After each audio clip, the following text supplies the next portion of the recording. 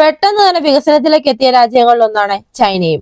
അവരുടെ അടുത്തുള്ള infrastructure, technology and man power, അതുപോലെ തന്നെ പ്രകൃതിദത്തമായ കാര്യങ്ങളും ശരിയായ സമയത്ത് ശരിയായ രീതിയിൽ ഉപയോഗപ്പെടുത്തി അന്ന് പട്ടിണി കിടന്ന ചൈന ഇന്ന് ലോകത്തിലെ തന്നെ രണ്ടാമത്തെ ഏറ്റവും വലിയ സാമ്പത്തിക ശക്തിയായി മാറി. ഇത് 1978 നടന്ന സംഭവം. എന്നാൽ ഇപ്പോൾ അങ്ങനെയല്ല സാഹചര്യം. അടുത്തിടെയായി ചൈനയുടെ സാമ്പത്തിക വ്യവസ്ഥ വളരെയധികം മോശമാണ്. രാജ്യത്തിന് ആദായം കുറഞ്ഞു പോകുന്നു, ഉദ്യോഗം കിട്ടുന്നില്ല, കടം കൂടി പോകുന്നു, ചൈനയിലുള്ള റിയൽ എസ്റ്റേറ്റ് മാർക്കറ്റ് കുറഞ്ഞു പോകുന്നു. വലിയ വലിയ വിദേശ കമ്പനികൾ ചൈനയിൽ നിന്ന് ഇന്ത്യ, വിയറ്റ്നാം, മെക്സിക്കോ, ഇന്തോനേഷ്യ തുടങ്ങിയ രാജ്യങ്ങളിലേക്ക് പോകുന്നു. സ്റ്റോക്ക് മാർക്കറ്റ് നഷ്ടത്തിലാണ്. ഇന്ന് national and international media channels ചൈനയുടെ കാലം കഴിഞ്ഞു എന്ന് പറയുന്നു. ഫ്യൂച്ചറിൽ ചൈന ഇതിൽ കൂടുതൽ നഷ്ടത്തിലേക്ക് പോകുന്നു എന്ന് ആർട്ടിക്കിൾസ് പബ്ലിഷ് ചെയ്യുന്നു. എന്നാൽ ഇതിനെല്ലാം കാരണം എന്താണ്? ചൈനയിൽ നിന്ന് apple, Microsoft, Intel and Dell തുടങ്ങിയ മൾട്ടിനാഷണൽ കമ്പനീസ് ആ രാജ്യം വിട്ടു പോകുമ്പോൾ മറ്റേ സൈഡ് ചൈന ഗവൺമെന്റ് പലിശ വെട്ടിക്കുറയ്ക്കുന്നു. അങ്ങനെയാണെങ്കിൽ ഇതിനു പുറകിലുള്ള ലോജിക് എന്താണ്? എന്തുകൊണ്ടാണ് ചൈനയുടെ സാമ്പത്തിക വ്യവസ്ഥ ദിവസം തോറും ഇങ്ങനെ കുറഞ്ഞു പോകുന്നത്? ഭാവിയിൽ ചൈന അമേരിക്കയുടെ ഒപ്പം എത്തുമോ, അതോ ചൈനയെ പിന്നിലാക്കി ഇന്ത്യ ആസ്ഥാനം കൈയടക്കുമോ? എന്താണ് ഇതിന് പിന്നിലുള്ളത്? ഈ വീഡിയോയിലൂടെ അതിനെപ്പറ്റി നമുക്ക് നോക്കാം. 1978 ചൈന അവരുടെ രാജ്യത്ത് ഓപ്പൺ ഡോർ പോളിസി കൊണ്ടുവന്നു. അതായത് അന്ന് വരെ വിദേശ കമ്പനികളെ അവരുടെ രാജ്യത്ത് കാലുകുത്താൻ സമ്മതിക്കാതിരുന്ന ചൈന ആദ്യമായി വിദേശ കമ്പനികളെ അവരുടെ രാജ്യത്ത് ബിസിനസ് ചെയ്യാൻ അനുവദിച്ചു. അന്നു മുതൽ ഇന്ന് വരെ ചൈന അവരുടെ രാജ്യത്തുള്ള പ്രകൃതിദത്തമായ സാധനങ്ങൾ, അവരുടെ കഴിവുകൾ, തൊഴിലാളികൾ, മാൻ പവർ തുടങ്ങിയ വിദേശ കമ്പനികൾക്ക് നൽകി. കമ്പനി, ഫാക്ടറീസ് തുടങ്ങാൻ എല്ലാ അനുവാദങ്ങളും നൽകി.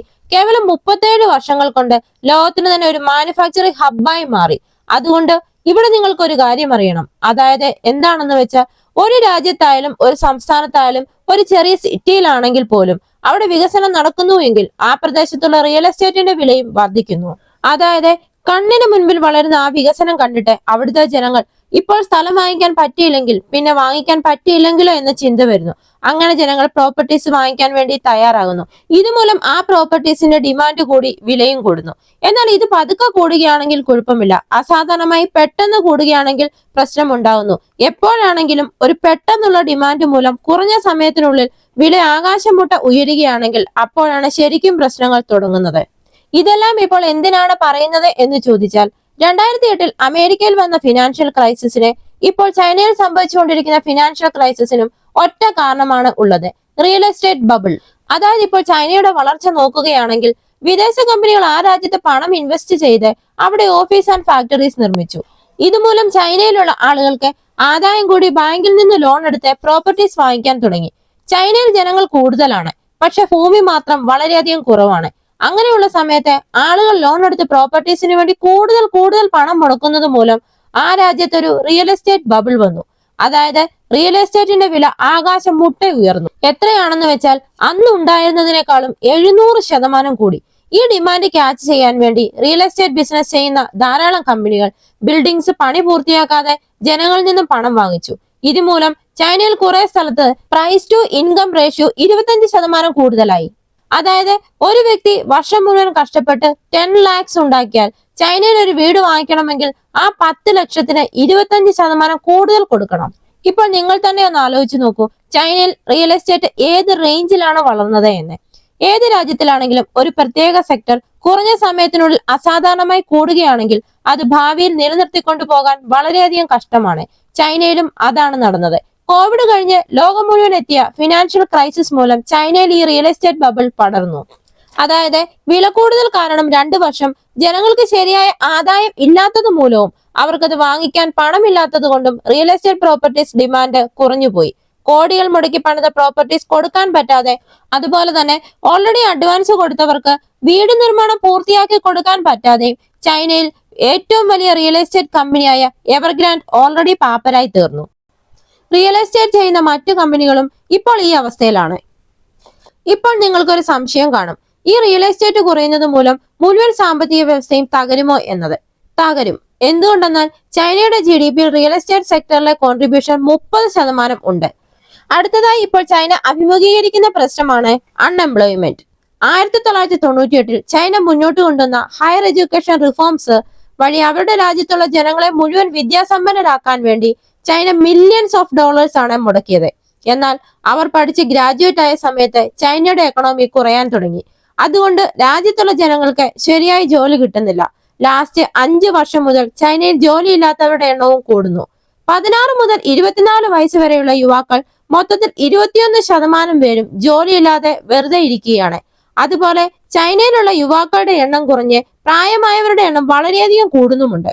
അതായത് ചൈനയിൽ 67 വയസ്സും അതിനു മുകളിലുള്ളവരുടെ എണ്ണം 1990-ൽ 5% ആയിരുന്നു എങ്കിൽ 2022-ൽ 14% അതായത് അത് 2050 ആകുമ്പോഴേക്കും 30% ആകും.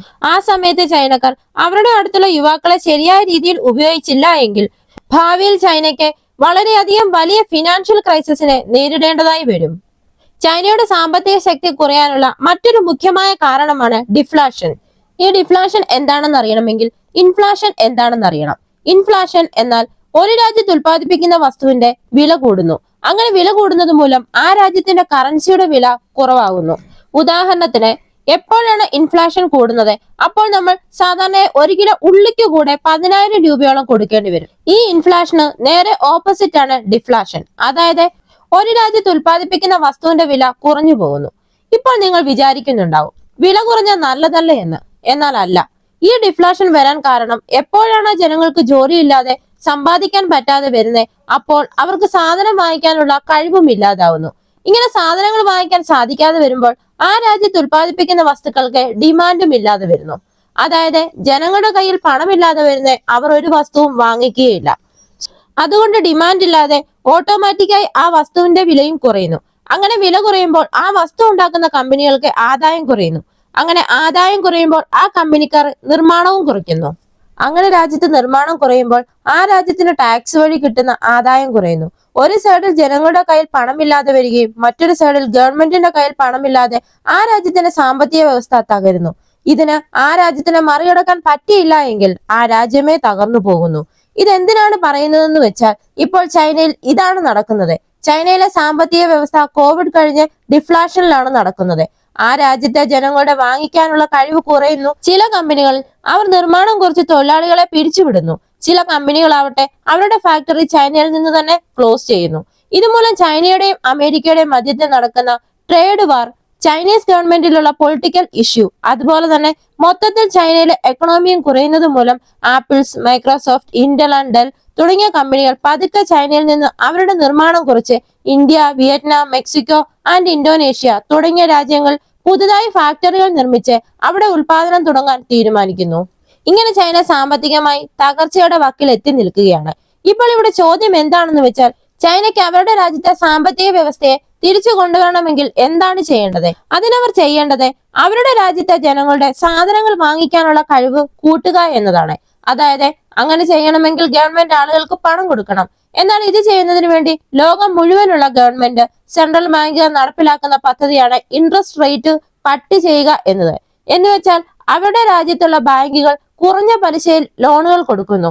എപ്പോഴാണോ കുറഞ്ഞ പലിശയ്ക്ക് ലോൺ കൊടുക്കുന്നത്, അപ്പോൾ ബിസിനസ് ചെയ്യുന്ന ആൾക്കാർ ലോൺ എടുത്ത് ഫാക്ടറി ഇട്ട് നിർമ്മാണം ആരംഭിച്ച് അവിടെയുള്ള ജനങ്ങൾക്ക് തൊഴിൽ കൊടുക്കാൻ തുടങ്ങുന്നു.